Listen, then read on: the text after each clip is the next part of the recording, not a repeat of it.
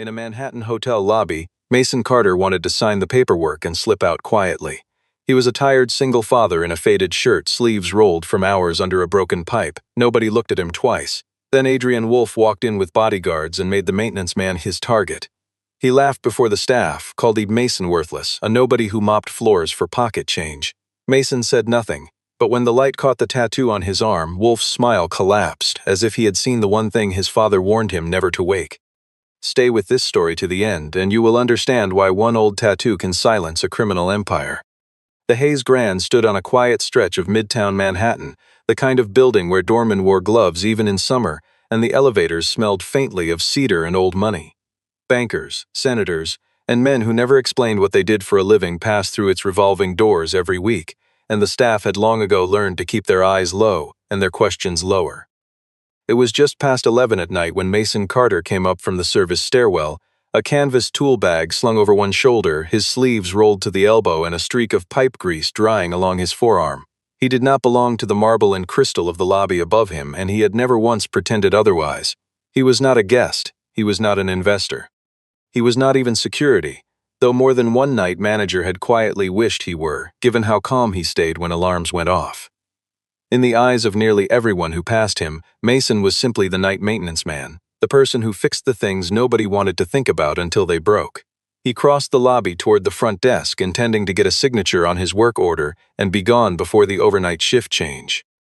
The presidential suite's water line had been leaking into the wall for 2 days, and he had spent the last 4 hours under the floor, threading new copper where the old pipe had finally given out. It was unglamorous work, but it was honest, and Mason had built his entire adult life around the idea that honest work asked nothing of him that he could not give. Catherine Hayes stepped out of the private elevator just as he reached the desk. She was the chief executive of the hotel her grandfather had built, 34 years old, and dressed like she had not slept properly in a week, which she had not. Tonight carried weight for her that went beyond ordinary business. She had a meeting in less than an hour with an investor whose money she badly needed and whose patience she suspected was thinner than he let on. Logan Pierce, the head of security, moved through the lobby barking quiet instructions at the staff to clear loose carts and straighten the seating, because a significant guest was due any minute. When he spotted Mason still standing near the desk, his jaw tightened. Logan had never liked the maintenance staff lingering where guests could see them, and tonight of all nights felt like the wrong time for it. Mason explained, evenly and without apology, that he only needed Catherine's signature confirming the repair was complete, since the work order required executive approval for any suite above the 20th floor. Catherine glanced at the paper, distracted, and signed it without truly looking at the man in front of her. There was something steady in him that she registered only at the edge of her attention, a stillness that did not match the rest of the room. His phone buzzed once in his pocket. He saw his daughter's name on the screen, felt the small pull of guilt that came with every night shift, and let it go to voicemail rather than take a personal call in front of his employer. It was a small moment barely noticed by anyone else, but it said everything about the kind of man Mason had chosen to become. Then the glass doors at the entrance swung open, and the temperature of the room seemed to drop by several degrees.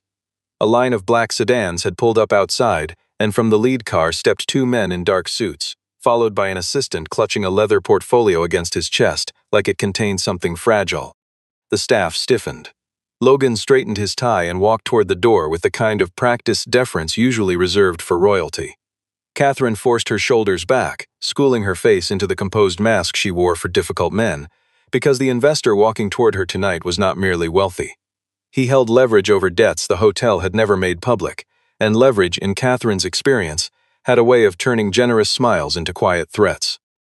Mason watched the new arrival study the room the way a soldier studies unfamiliar terrain, eyes flicking to the exits, the cameras, the position of every guard in sight. It was a habit Mason recognized immediately because he had once worn it himself. This was not an ordinary businessman walking into a hotel lobby. The man's gaze swept the room and landed, almost lazily, on Mason standing near the front desk in his stained work shirt. A faint, amused smile crossed his face, the kind worn by men who had never once in their lives been told no and meant it. He turned to Logan, voice carrying just enough to draw attention, and asked who had let the plumber wander into the VIP lobby. Catherine felt the air in the room shift the moment the question left his mouth, sensing that whatever fragile balance she had hoped to maintain tonight was already beginning to slip away from her. She had built her entire career on reading rooms quickly, and this one had just turned dangerous in a way she had not anticipated when she stepped off the elevator only minutes earlier. Adrian Wolfe took his time crossing the lobby, the way a man does when he wants every step to be watched. He stopped a few feet from Mason and let his gaze travel down the stained shirt, the scuffed boots, the canvas bag of tools, before asking if Mason had any idea how much his shoes alone were worth. Certainly more than a month of whatever the hotel paid him to mop floors and fix pipes. Mason said nothing. He simply folded the signed work order and slid it into his bag, keeping his voice level when he finally spoke, saying only that he was finished for the night and had no interest in causing trouble. Logan moved closer, eager to usher Mason out before Adrian's mood soured any further. Catherine watched the exchange with a knot tightening in her stomach, uncomfortable with the cruelty on display, but not yet willing to risk Adrian's temper when so much of the hotel's future rested on the contract she still needed him to sign. Adrian seemed to enjoy the absence of fear in Mason's face more than he enjoyed the fear itself. He motioned to one of his bodyguards, and the man stepped forward, blocking Mason's path toward the door as though it were simply part of the evening's entertainment. One bodyguard shoved Mason's shoulder, testing him. Mason rocked back half a step, hands loose at his sides, offering no resistance, though something in his eyes shifted, a quiet coldness that Catherine, watching closely now, found far more unsettling than any shout would have been. Adrian laughed, loud enough for the lobby to hear, calling Mason exactly the kind of failed man who spent his nights mopping floors because nothing better had ever wanted him. Mason answered simply that his work was done and he would rather not make a scene, a response so calm it seemed to needle Adrian more than any insult could have. It bothered Adrian, more than he wanted to admit, that the man in front of him would not break the way everyone else did. He pushed further, demanding an apology for what he called an embarrassment to the hotel's image, simply for standing where Adrian could see him. Mason glanced toward Catherine, reading the tension in her posture, understanding without being told that she had been placed in an impossible position. He had no wish to make her night any harder than it already was. Adrian snatched the work order from Mason's bag before he could stop him, reading the name aloud with theatrical mockery. Saying Mason Carter sounded like the name of a man who once dreamed of being a hero and failed at even that. He let the paper drop to the marble floor, watching to see if Mason would scramble after it. Mason bent down without hesitation, picked it up, and in the motion of crouching, his sleeve rode higher up his forearm than it had been before. The light from the chandelier overhead caught something on his skin, an old tattoo faded at the edges, a broken blade resting inside a ring of laurel leaves, with 3 letters beneath it worn nearly smooth by years. Adrian's laughter died in his throat. The change was so abrupt that Catherine noticed it instantly, the way his whole posture seemed to fold inward, as if some unseen weight had landed on his shoulders. The bodyguards exchanged glances, confused by their employer's sudden silence, since neither of them understood what the mark meant or why it mattered. Mason straightened, tugged his sleeve back down without a word, as though he would rather no one had seen it at all. Adrian took a half-step backward, and for the first time that night, his face showed something other than contempt. He could not seem to control the expression fast enough to hide it. His voice, when it finally came, had lost its mocking edge entirely. Quiet, almost shaking, he asked Mason where exactly he had gotten that mark on his arm. Mason did not answer the question directly. He said only that it was old history and had nothing to do with Adrian, his tone flat, almost bored, as though the matter held no weight for him at all. Adrian's anger flared at being made small in front of an audience, yet the fear in his eyes refused to fade no matter how hard he tried to mask it with bravado. He demanded that Mason roll his sleeve up again, fully this time, so everyone could see clearly. Mason simply declined. Catherine found herself studying the scene with new attention. She had dealt with dangerous men before in the course of running a hotel that attracted both legitimate wealth and the kind that preferred to stay hidden, but she had never once seen Adrian Wolfe afraid of anyone, let alone a man in a stained work shirt. Logan stood frozen, uncertain whether his job tonight was to protect Adrian or remove Mason, and increasingly unsure which choice was even the safer one. Adrian signaled to his men to check Mason for himself, and one bodyguard reached out to grab his arm directly. Mason turned his wrist with the smallest motion imaginable, and the man's hand slid away as though it had never made contact at all. The movement was so fast and so quiet that Logan barely registered it had happened, yet he felt somewhere beneath his ribs that he had just watched something far beyond his own training. Mason spoke quietly, asking the man not to touch him again. Something in Adrian's memory stirred, a story passed down through whispered conversations in rooms where men did not ask questions twice. Years earlier, A weapons trafficking network operating across the Balkans had been quietly erased after its members made the mistake of detaining an American operative bearing a tattoo of a broken blade. In the circles where Adrian had grown up, the man who carried that mark was known only by a single phrase spoken with the kind of caution usually reserved for natural disasters. The quiet mark, a sign that meant a person should never, under any circumstance, be touched. Adrian remembered his own father once warning him, half joking and half deadly serious, that if he ever saw that tattoo on a soft-spoken American, he should apologize before it was too late to matter. He fought against the memory, telling himself Mason might simply be an imitation, a man who had copied a symbol he did not understand to intimidate strangers in hotel lobbies. He asked, almost reluctantly, where Mason had once served. Mason answered only that he had done some work for the government a long time ago and then left it behind, an answer vague enough to be useless and precise enough to be unmistakably true. The vagueness rattled Adrian more than a detailed answer would have. Catherine began to suspect, with a sinking unease, that tonight's contract might never have been an ordinary investment at all, but something closer to a trap she had not seen coming. Trying to recover some sense of control, Adrian ordered the lobby sealed, instructed several cameras switched off, and told Logan to move everyone into the private meeting room down the corridor. Mason scanned the lobby quickly, memorizing the position of every staff member, every exit, every camera that had just gone dark, the way a man reads a room he expects to need again later. He understood with quiet certainty that if he walked away now, Catherine and the hotel she had inherited would be left entirely at Adrian's mercy.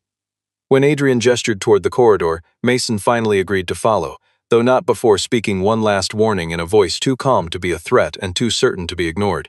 He told Adrian that once that door closed behind them, he would not like the answers to the questions he was about to ask. The meeting room sat just beyond the lobby, a windowless space with a long table, leather chairs, and the kind of soundproofing that made Mason instinctively distrust it the moment the door clicked shut behind them. Adrian, Catherine, her lawyer Eleanor Brooks, Logan and Mason filed inside, the air already thick with the kind of tension that precedes either a negotiation or an ambush. Adrian reclaimed some sense of authority by seating himself at the head of the table and sliding a contract toward Catherine, demanding she sign over a substantial share of the hotel's ownership to a company he controlled through layers of paperwork designed to obscure his name. Catherine pushed back immediately, reminding him that their original agreement had been a restructuring loan, nothing more, and certainly not a transfer of control over her family's business. Adrian's expression cooled. He explained almost casually that he had spent the past several months quietly purchasing the hotel's secondary debts through a series of shell companies, and that without his signature on her side, he could force the property into financial collapse within 3 days. Eleanor scanned the contract page by page, flagging clause after clause that struck her as deliberately predatory, though she lacked for the moment any solid proof of outright fraud. Mason remained near the door, quiet, almost forgettable, as though he were nothing more than a maintenance worker who had wandered into the wrong meeting by accident. Adrian turned toward him, voice laced with condescension, suggesting that if Mason truly carried the reputation his tattoo implied, he ought to understand that the world ran on money and fear rather than principle. Mason replied evenly that the men who said things like that were usually men who had never actually faced real fear themselves. Irritated, Adrian ordered one of his bodyguards to search Mason's tool bag, expecting to find something incriminating.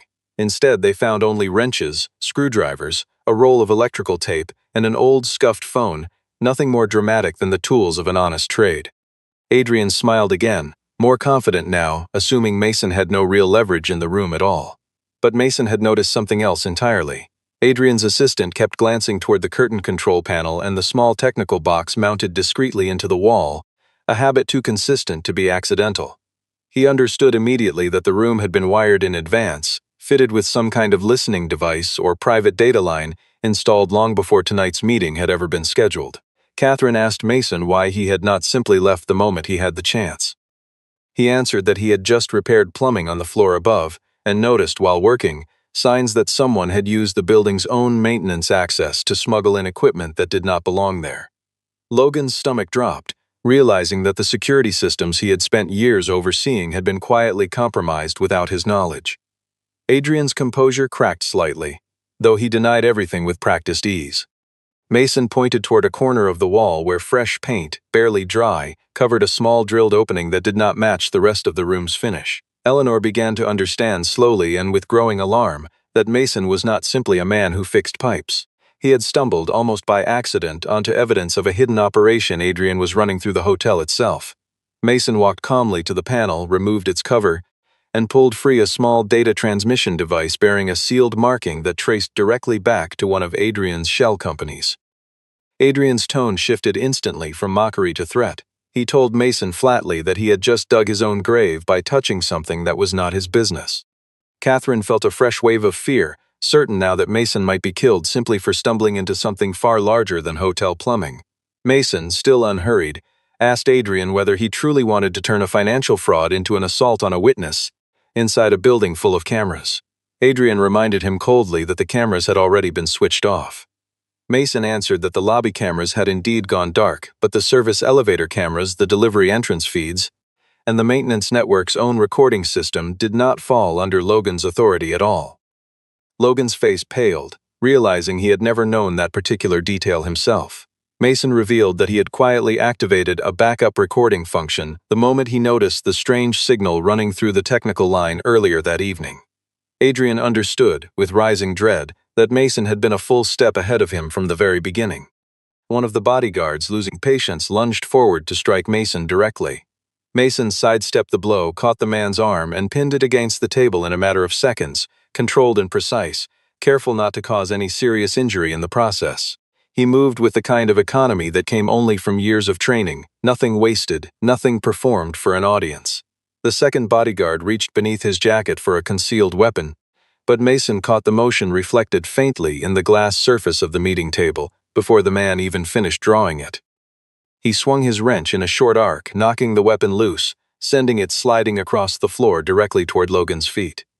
Logan, forced into a decision he had been avoiding all night, bent down and picked up the weapon himself, finally placing his loyalty with Catherine rather than with the man who had been intimidating her for months. Adrian stared at Mason as though looking at a ghost that had somehow learned to walk and breathe again. He muttered, almost involuntarily, the phrase he had been avoiding all evening, calling Mason the man who carried the mark of the broken blade. Catherine caught the phrase clearly and asked Mason directly what it meant. Mason did not answer immediately. He looked steadily at Adrian and said only that if Adrian already knew that name, he also knew exactly what he was supposed to do next.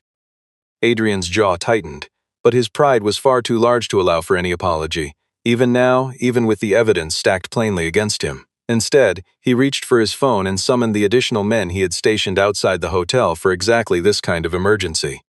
The soft mechanical chime of the private elevator sounded back in the main lobby, signaling that more of Adrian's people were already moving into position.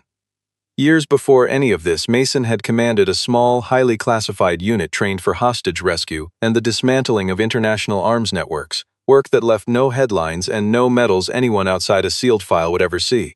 The tattoo of a broken blade resting inside laurel leaves had never been meant as a trophy. It existed as a private memorial for the members of his unit who never made it home, a quiet weight he carried rather than a badge he displayed. During one particular operation, Mason had pulled a wounded officer named Joseph Vale out of a collapsing building, a man who at the time oversaw a highly sensitive security program few people were cleared to even acknowledge existed. That same operation had unraveled a network with indirect ties to the Wolf family, costing Adrian's father both money and standing within circles he had spent decades building.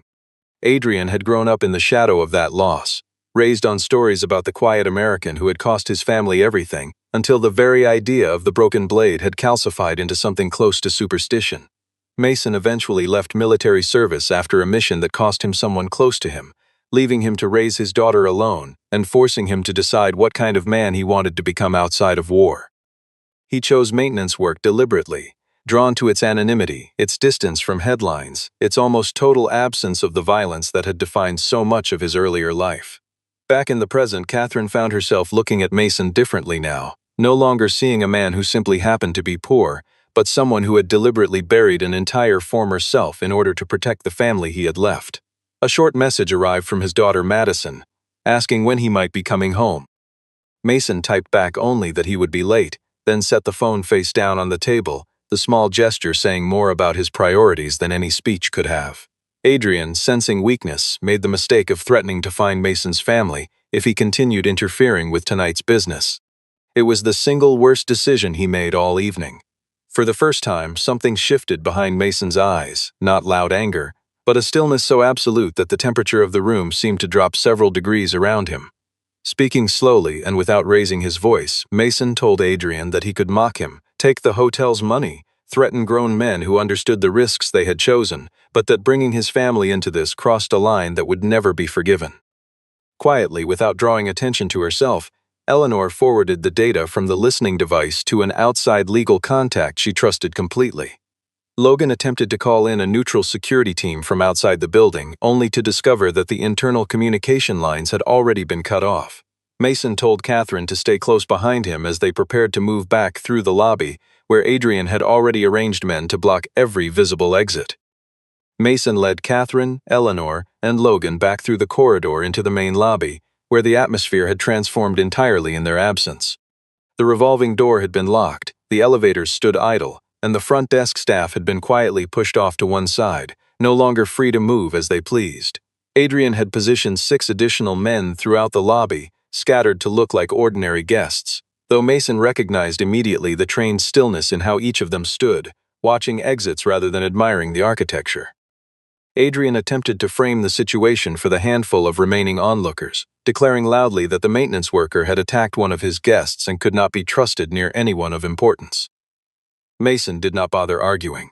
He understood that a crowd rarely wanted explanations, they wanted to see the truth for themselves. Catherine stepped forward, openly defying Adrian for the first time that night, announcing in a clear voice that every transaction between them was suspended and that he needed to leave the property immediately. Adrian responded with a cold laugh, reminding her that by the time markets opened the next morning, the hotel would belong to him regardless of what she said tonight. Mason glanced up toward the lobby's internal announcement screen, recognizing that it connected directly to the technical system he had just repaired and quietly rerouted earlier that evening. He asked Eleanor to pull up the backup recordings from the hidden listening device and the maintenance cameras that Adrian had never thought to disable. Eleanor hesitated briefly, worried the data might not hold up cleanly, but Mason told her they only needed the portion where Adrian pressured Catherine into signing and openly admitted to purchasing the hotel's debt through his shell companies. The recording played through the lobby's speakers, Adrian's own voice filling the marble room with threats and confessions the remaining staff and guests could hear with painful clarity. Adrian's composure shattered. He shouted orders for his men to tear out the backup server before the recording could spread any further. Mason moved first, intercepting 2 of Adrian's men near the front desk with short, efficient motions that ended each confrontation before it ever escalated into real chaos. Logan finally stepped fully into his role as head of security, guiding frightened staff members toward a safe corner of the lobby rather than standing frozen as he had earlier in the night. Catherine held her ground, refusing to let Adrian's presence intimidate her the way it had at the start of the evening. Adrian pulled out his phone to call for outside help, only to find the signal completely dead.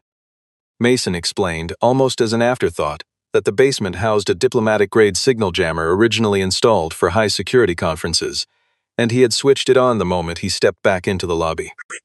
Adrian finally understood that Mason was not simply dangerous in a physical sense. He had treated the entire hotel as a battlefield he already knew far better than Adrian ever would.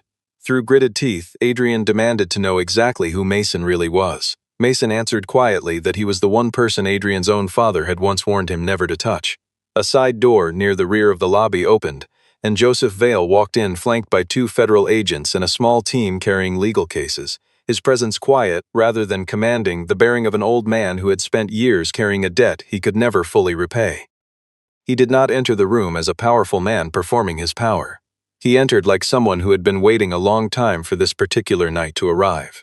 His eyes found Mason almost immediately, settling on the faded tattoo visible at his rolled sleeve, and Joseph inclined his head slightly, a gesture of respect rather than greeting. The entire lobby fell silent at the sight of it, a decorated former general lowering his head to a man dressed in a stained maintenance uniform. Joseph addressed Catherine directly, explaining that Mason Carter had once saved a great many people from threats the ordinary legal system had never been equipped to reach through conventional means. He did not reveal the full extent of Mason's record, since much of it remained sealed, but he confirmed that Mason had served as a key witness and quiet partner in an investigation into Adrian Wolfe that had been running for several months already. Catherine felt the ground shift beneath everything she thought she understood about the night, realizing now that Mason's presence in her hotel had never been accidental at all. Mason explained simply that he had taken the maintenance job because he needed steady income and a quiet life. But once he noticed Adrian using the hotel for something far darker than ordinary business, he had quietly reported what he found to Joseph. He had chosen not to tell Catherine directly, unsure how many people inside her own organization might already have been compromised by Adrian's money. Logan felt a fresh wave of shame, remembering how dismissively he had treated Mason all night, and realizing simultaneously that several members of his own security team had likely been bribed without his knowledge. Eleanor handed over the falsified contract, the recorded confession, and the small transmission device to the waiting federal agents, completing the chain of evidence in a matter of minutes. Adrian tried to maintain his composure, insisting that the entire situation amounted to nothing more than a misunderstood business dispute. Joseph answered coldly that the financial fraud was the smallest part of tonight's concern, and that weapons transactions, threats against witnesses, and large-scale laundering were the true reasons federal agents now stood in this lobby. Adrian looked at Mason and understood, with sudden clarity, that from the very moment he had decided to mock him in front of the staff, he had been walking directly into a trap of his own making. Mason felt no satisfaction in watching him unravel. He simply wanted the night to end quietly so he could return to the ordinary life he had worked so hard to build. Joseph spoke one final time, addressing Mason by an old call sign that drained whatever remaining color was left in Adrian's face. He called him Broken Knife, Actual. Realizing he could no longer win through contracts or legal threats, Adrian turned to a final desperate gamble. One of his men, still disguised among the remaining guests, suddenly grabbed Catherine and pulled her roughly toward the service elevator. Adrian intended to use her as cover, hoping to escape the building before the federal agents could lock down every exit completely. Mason signaled quietly to Joseph not to allow any shots fired, mindful that staff and a handful of guests still remained scattered through the lobby. Rather than charging forward recklessly, Mason used the structure of the room itself, the lighting, the sound, the layout he had memorized hours earlier, to disrupt Adrian's rhythm instead of meeting force with force. He tossed out a roll of electrical tape directly onto the elevator's door sensor, jamming the mechanism so the doors could not fully close. Logan, following Mason's earlier instructions, cut the lighting along the side corridor, plunging Adrian's men into several seconds of total darkness and confusion. Mason closed the distance quickly, freeing Catherine with a controlled shoulder lock that caused no real injury, guiding her safely behind a stone column near the elevator bank. In a moment of panic, Adrian drew a small concealed weapon of his own. Rather than charging directly at him, Mason lifted a metal serving tray from a nearby cart and angled it sharply, catching the overhead light and throwing it straight into Adrian's eyes, buying himself the half-second he needed. Joseph and his agents moved in immediately, restraining the remaining men before they could regroup or resist further. Still struggling, Adrian spat accusations at Mason, calling him a hypocrite, insisting that men like him always received praise no matter how much blood stained their own hands over the years. Mason paused at that, and for a moment the entire lobby seemed to hold its breath. He admitted quietly that he was not proud of everything he had once done in service of his country, but that he had never used his strength to take something from someone weaker than himself. He told Adrian that men feared the broken blade not because it represented violence, but because it represented something money could never buy and threats could never break. Catherine listened closely, finally understanding why Mason had stayed so quiet through every insult thrown at him earlier that night. His silence had never been weakness. It had simply been the discipline of a man who understood exactly what violence cost. Federal agents finally placed Adrian in handcuffs in the very same spot where, only an hour earlier, he had laughed openly at the man he now could not stop staring at. As they led him away, his eyes remained locked on Mason's forearm, as though the tattoo itself had become the final verdict against everything he had built his life around. The remaining staff slowly emerged from where they had been told to wait, watching the federal agents move through the lobby with a kind of stunned disbelief, as though the building itself had briefly become a stage for something far larger than any of them had ever expected to witness on an ordinary Tuesday night. Once Adrian had been taken away, the hotel slowly settled into an uneasy quiet. Broken glass and scattered papers remained on the marble floor, and though the chandeliers above still blazed with light, the lobby no longer carried its earlier polished sense of performance. Catherine sank into a chair near the front desk, hands trembling slightly as she fully absorbed how close she had come to signing away everything her family had spent generations building. Mason brought her a glass of water, behaving as though he were still nothing more than the maintenance man who happened to be standing nearby. Catherine asked why he had never simply told her from the beginning that he was working alongside Joseph and the federal team. Mason answered honestly that he had spent years trying to avoid being seen through the lens of his past. He had given up so much just to become an ordinary man again, and he was reluctant to surrender that quietly built peace any sooner than necessary. Catherine apologized for not defending him earlier in the night, when Adrian had humiliated him so openly in front of everyone in the lobby. Mason told her there was nothing to forgive. He understood she had been backed into a corner with very few options left to her. Logan approached as well, admitting plainly that he had judged Mason based entirely on his uniform and his job title rather than anything resembling the truth. Mason replied simply that titles mattered far less than the choices people made when someone else's safety was on the line. Eleanor reported that, given everything gathered that night, the fraudulent debts could likely be frozen, Adrian's contract would almost certainly be voided, and the hotel had a genuine chance of surviving the financial storm Adrian had engineered against it. Joseph offered Mason a formal role as a special security consultant, but Mason declined without hesitation, explaining that he had no desire to return permanently to that part of his old life. Catherine offered an alternative instead, suggesting Mason take on a quieter position overseeing technical safety within the hotel itself, not to fight battles, but simply to make sure no one else inside these walls could ever again be exploited the way she nearly had been. Mason hesitated, wary of any role that might pull him back toward danger even gradually. He checked his phone and saw a short message from his daughter Madison, asking if everything was all right. He answered simply that everything had settled and that he would be home soon. Watching him in that small, ordinary moment, Catherine understood clearly that what mattered most to Mason was never recognition or reputation. It was simply the chance to live without fear hanging over the people he loved. She told him plainly that she did not need a hero standing in her lobby. She needed someone who understood how to protect people the right way. Mason did not answer immediately, but for the first time that night the corner of his mouth lifted into something close to a genuine smile. In the weeks that followed, the Hayes Grand entered a slow but steady period of rebuilding. Investigators unraveled the layers of shell companies Adrian had used to mask his control over the hotel's debts, and several staff members who had quietly accepted his money were quietly let go. Catherine kept ownership of the hotel, but she changed the way it operated, insisting on greater transparency in every contract and a renewed commitment to protecting the people who worked far below the executive floors, the very people who had once been treated as invisible. Mason accepted a part-time position as a technical safety consultant, enough to provide steady income for his family without dragging him back into the kind of life he had spent years trying to leave behind. Logan slowly learned to extend genuine respect toward the quiet workers in the building, the ones who kept everything running long before any crisis ever made their value obvious. Joseph visited Mason one final time, bringing with him a partially declassified file containing letters of gratitude from people Mason had once helped save, names attached to lives that had continued because of choices he rarely spoke about. Mason did not read through the file immediately. He placed it carefully in a drawer, unwilling to let his past define the present he had worked so hard to build for his daughter. Later, Catherine found him standing near the front desk, in the very same spot where Adrian had once mocked him in front of the entire staff. This time, no one looked at him as though he were beneath their notice. The front desk staff greeted him with quiet, genuine respect rather than indifference.